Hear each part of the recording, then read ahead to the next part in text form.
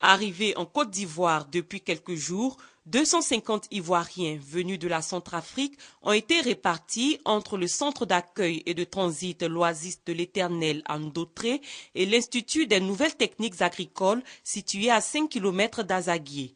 Un hébergement rendu possible par les efforts de l'ONG Côte d'Ivoire Prospérité.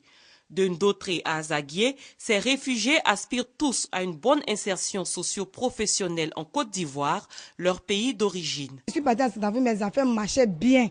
Mais avec la situation là, et les balles perdues, vraiment, c'était chaud. Ça n'allait même pas. Mais on remercie le président. On remercie le président. S'il peut faire quelque chose pour nous, on a tout perdu. On a fait les universités. Beaucoup des enfants sont restés seulement comme ça. C'est ça que nous voulons que et les gouvernements ivoiriens nous aident à nous faire rattraper tout ce temps qu'on a perdu.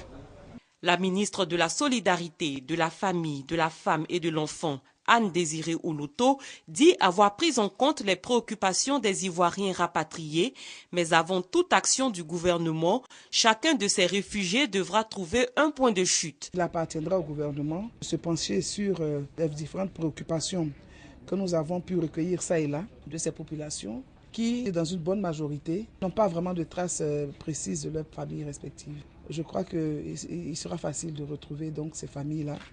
Le plus important, c'est de faire en sorte que les sites soient libérés rapidement. Ce sont des sites de transit et ces Ivoiriens doivent vivre dans leurs familles respectives.